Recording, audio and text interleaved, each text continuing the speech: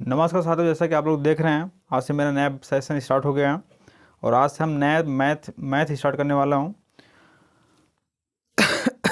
Math पढ़ाने से पहले थोड़ा सा अपने बारे में बताना चाहता हूं। जैसा कि आप जो लोग जानते होंगे, जो नहीं जानते उनके बारे में उनके लिए मैं बताना चाहता हूं कि जैसे मेरी जो पढ़ाने की शैली है, जैसा कि आप लोग देख रहे हैं वाइट बोर्ड है, डिजिटल बोर्ड तो है नहीं कि यहाँ से PDF आप लोग को मिलेगा।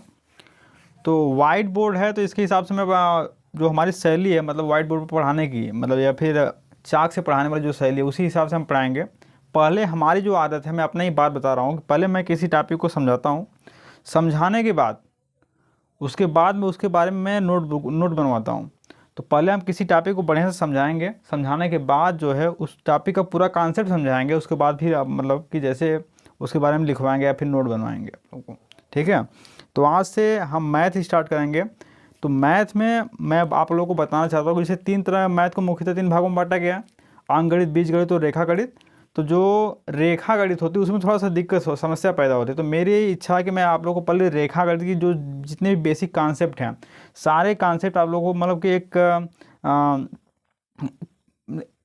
सारे कॉन्सेप्ट मैं आप लोगों को लगभग समझा दूँ। ठीक, तो स्टार्ट करते हैं।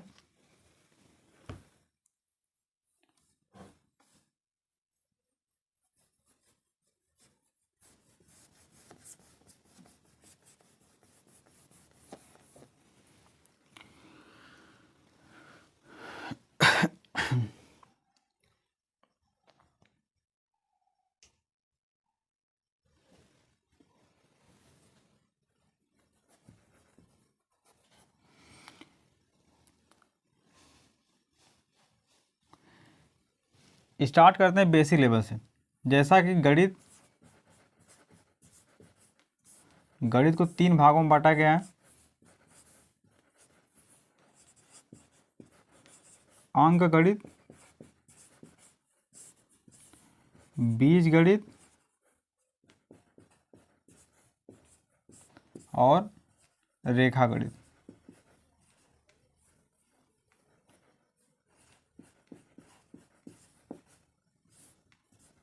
ठीक, सबसे पहले हम रेखा गणित से स्टार्ट करते हैं। रेखा गणित स्टार्ट करने का हमारा मकसद यह है कि जैसे रेखा गणित का एक कॉन्सेप्ट है वो हमारे द्वारा आप लोग को दिया जाएगा। वो शायद बहुत कम लोग ऐसे बताते हैं इसके बारे में कि जो एक बेसिक कॉन्सेप्ट के साथ मैं ऐसा इसको पढ़ाऊँगा रेखा गणित को कि आप लोगों को कोई दिक्कत होगी ही नहीं। जैसे कक्षा 6वीं से लेकर के 10वीं तक का एक कॉन्सेप्ट में बनाया हूँ अपने हिसाब से। उसके बाद प्लस वनडे एग्ज़ाम, जितने भी वनडे एग्ज़ाम से रेलवे, बैंकिंग, SSC जो भी होते हैं, जहाँ पे जो कॉन्सेप्ट जो क्वेश्चन यहाँ से बनता है लगभग 4-5 क्वेश्चन यहाँ बन ही जाएंगे। ठीक है, लेकिन उसका मेन मकसद देखिए, हमारा जो मेन मकसद है वो आप लोग को बताना कक्षा 6वीं से 10वीं में जो रेखागणित में समस्या पैदा होती है, जैसे जो थ्योरी में समस्या पैदा होती है उस समस्या को दूर करना है। तो हम रेखागणित आज से स्टार्ट करते हैं बिल्कुल जीरो लेवल से। जिसको कुछ भी नहीं पता है वो यहाँ से देखेगा, जैसा कि आप लोग देख रहे हैं। ठीक है, तो अंक पहली टॉपिक यहाँ से आती है हमारी। जैसे रेखा गणित में पहली टॉपिक जो स्टार्ट होता है बिल्कुल जीरो लेवल से, वो हमारा होता है पहला बिंदु आता है, बिंदु आती है। दूसरा पॉइंट आता है बिंदु के बाद जब आगे बढ़ेंगे आप तो वहाँ से रेखा आता है। रेखा के बाद जब आगे बढ़ेंगे आप तो वहाँ से कोण आता है। कोण के बाद ऐसे बढ़ते चले जाएंगे, कोण के बाद त्रिभुज, फिर उसके बाद चतुर्भुज,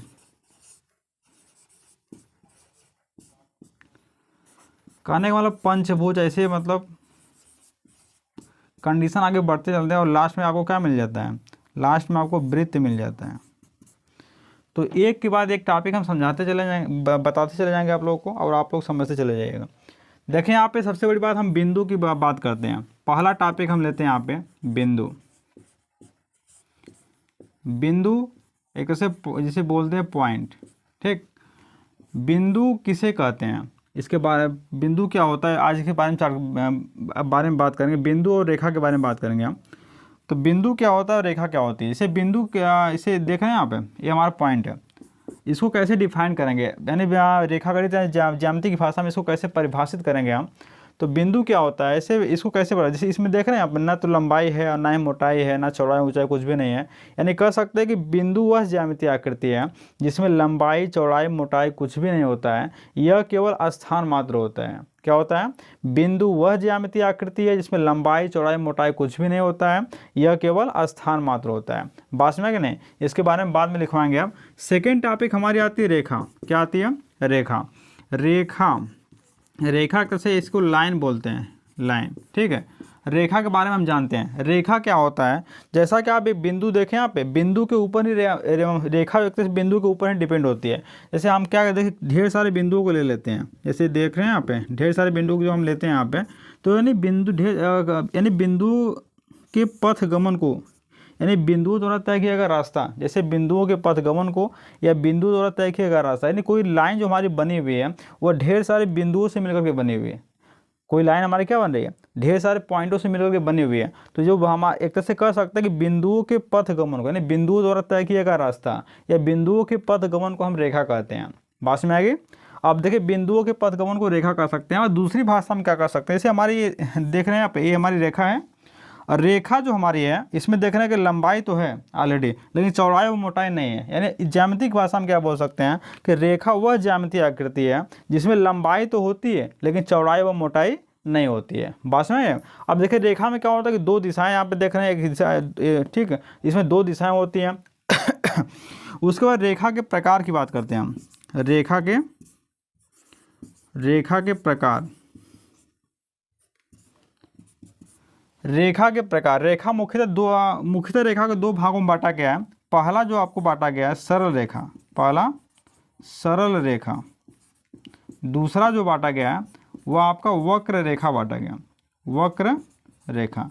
यानी रेखा मुख्यतः दो प्रकार की होती है, एक हमारी सरल रेखा होती है, दूसरी हमारी क्या होती है, वक्र रेखा होती है। अब सरल रेखा किसे कहते हैं, अब सरल रेखा का जैसे यहाँ पे देख रहे हैं, ये जो सीधी होती है, जिसकी दिशाएं एक तरह से सिंपल सी भाषा में बोले हैं तो सरल रेखा वक्र रेखा में अंतर क्या होता है कि जो सरल रेखाएं होती हैं उसकी दिशा हमेशा निश्चित होती है, जो हमारी वक्र रेखा होती है इसकी दिशा हमेशा क्या होती है, निश्चित नहीं होती है। यानी हर एक बिंदु पर इसकी दिशा क्या होती है, चेंज होती रहती है, यानी बदलती रहती है। तो सरल रेखा का मतलब इसकी दिशा देखिए, हर एक बिंदु पे क्या, किसी भी पॉइंट पे ले लेंगे, जैसे हम ऐसे ए ले लेते हैं, ठीक है, यहाँ पे बी ले लेते हैं, सी लेते हैं, डी ले लेते हैं, कोई भी पॉइंट ले लेते हैं, यहाँ पे हर पॉइंट पे इसका जो डायरेक्शन होता है वो सेम होता है। लेकिन अगर वक्र रेखा की बात करते हैं हम, यहाँ पे जैसे हम ये वक्र रेखा है, ठीक है, एक तरह से वक्र का मतलब होता है टेढ़ा मेढ़ा, ठीक है, यानी ऐसी रेखा जिसकी दिशा हमेशा निश्चित नहीं होती है उसे हम क्या बोलते हैं, वक्र रेखा बोलते हैं। या फिर ऐसी रेखा जो टेढ़ी मेढ़ी होती है उसे हम वक्र रेखा बोलते हैं।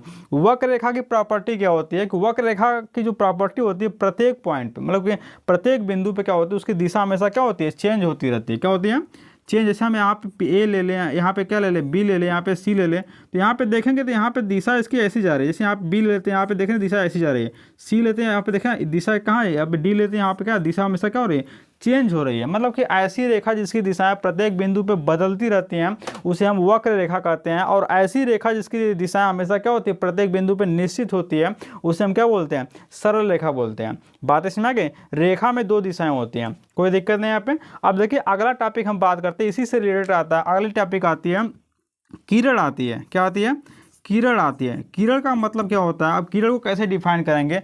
किरण क्या होता है, जैसे किसी प्रकाश स्रोत, चाहे वो कृत्रिम हो चाहे आपका प्राकृतिक हो, किसी भी प्रकाश स्रोत से जो प्रकाश निकलता है उसी को जैसे किरण बोलते हैं। मतलब किरण का कहने का मतलब कि इसमें एक पॉइंट हमेशा क्या होगा, निश्चित होगा, दूसरा पॉइंट क्या होगा, हमेशा बढ़ता रहेगा। मतलब जैसे ये हमारा क्या प्रकाश स्रोत होगा, ठीक है। कहने का मतलब जो किरण और रेखा में मूल अंतर होता है कि जो हमारी रेखाएं होती है उसमें दो दिशाएं होती हैं। रेखाएं हमेशा दो दिशा में क्या होती हैं, बढ़ती रहती हैं। लेकिन जो हमारा किरण होता है वो केवल एक सिंगल डायरेक्शन में ही बढ़ता है, मतलब एक ही दिशा में बढ़ता है, ठीक है। यानी किरण में केवल एक दिशा होती है, रेखा में क्या होती है, दो दिशाएं होती हैं। किरण एक तरह से रेखा का ही रूप होता है, ठीक है। दोनों को माप नहीं सकते हैं, न किरण को माप सकते हैं, न ही रेखा को माप सकते हैं। अगर यदि हम किरण या फिर रेखा किसी को माप देते हैं तो रेखा या किरण नहीं होता है, वो हमारा रेखाखंड होता है। क्या होता है, रेखाखंड होता है, ठीक है। बात ना पे, यानी रेखा या किरण को हम माप नहीं सकते। जब रेखा या किरण को हम माप देते तो हमारा क्या होता है, रेखाखंड बन जाता है। बातें समझ में आ गई। तो इस टॉपिक में हमारा आज इतना है, ठीक है। यहाँ पे से ध्यान देना यहाँ पे। तो हमारा पहला रेखागणित में हमारा पहला टॉपिक आती है बिंदु, बिंदु के बाद हमारा रेखा आता है, रेखा के बाद हमारा कोण, त्रिभुज, चतुर्भुज, एक के बाद एक हम चर्चा करते चले जाएंगे। आज हमारा जो पहला टॉपिक आता है पॉइंट आता है, पॉइंट यानी बिंदु आती है, उसके बाद हमारा क्या होता है, रेखा, ठीक है। तो बिंदु का मतलब क्या होता है, ध्यान देना यहाँ पे। बिंदु वह ज्यामितीय आकृति है जिसमें लंबाई, चौड़ाई, मोटाई कुछ भी नहीं होता है, वो केवल क्या होती है, स्थान मात्र होती है। जबकि रेखा की बात करते हैं हम, तो रेखा हमारी क्या होती है, रेखा वह ज्यामितीय आकृति है जिसमें लंबाई तो होती है लेकिन चौड़ाई, मोटाई नहीं होती है, ठीक है। अब या फिर कह सकते हैं कि बिंदुओं के पथगमन को रेखा कहते हैं। बातें समझ में आ गई। अगली बात आती है किरण। किरण में क्या होता है कि एक दिशा होती है, रेखा में हमारी दो दिशाएं होती है, रेखा और किरण दोनों को मापा नहीं जा सकता है। फिर हमारा आता है इसमें रेखाखंड आता है। रेखाखंड क्या होता है, जब किरण या फिर रेखा को हम माप देते हैं तो वो किरण या रेखा नहीं होती बल्कि क्या होता है, रेखाखंड बन जाती है, ठीक है। अब देखिए इसमें क्या होता है, जो हमारी रेखा के प्रकार की बात करते हैं, रेखा के मुख्य दो प्रकार की होती है। पहली हमारी सरल रेखा होती है, दूसरी हमारी क्या होती है, वक्र रेखा होती है। सरल रेखा ऐसी रेखा जिसकी दिशा प्रत्येक बिंदु पे क्या होती है, निश्चित होती है, उसे हम सरल रेखा बोलते हैं। और ऐसी रेखा जिसकी दिशा प्रत्येक बिंदु पे क्या होती है, बदलती रहती है, उसे हम एक तरह से वक्र रेखा कहते हैं, ठीक है। अब नोट की बात करते हैं, नोट आप लोग कर लीजिए बस।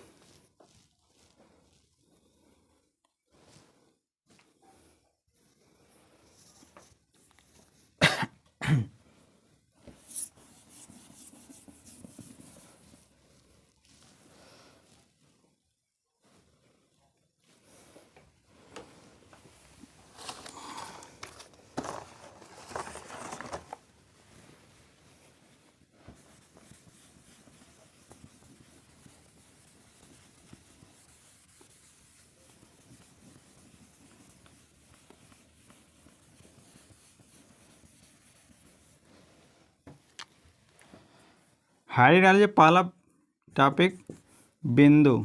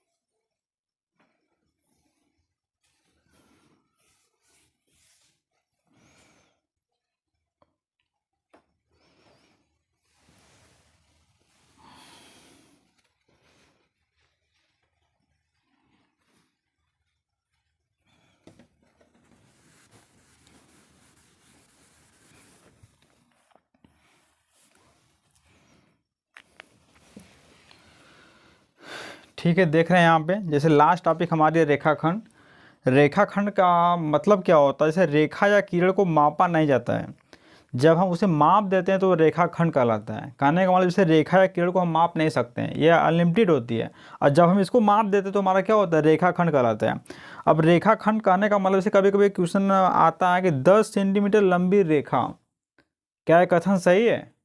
या 10 सेंटीमीटर लंबी एक रेखाखंड, क्या यह कथन सही है या गलत है? ठीक है, तो जो 10 सेंटीमीटर लंबी एक रेखा की बात हो गई, यहाँ 10 सेंटीमीटर लंबी एक रेखा की बात हो गई, तो 10 सेंटीमीटर लंबी जो हमारी हो गई वो रेखा की बात कर रहे हैं हम ना, तो रेखा को नाप नहीं सकते हैं, नापने की बात हो रही, रेखा हमारी 10 सेंटीमीटर हो ही नहीं सकती। ठीक है, तो यानी एक से नापने की बात करें, यानी यह कथन हमारा क्या होगा? कहते हैं गलत होगा। 10 सेंटीमीटर लंबी एक रेखाखंड, यह कथन हमारा क्या होगा?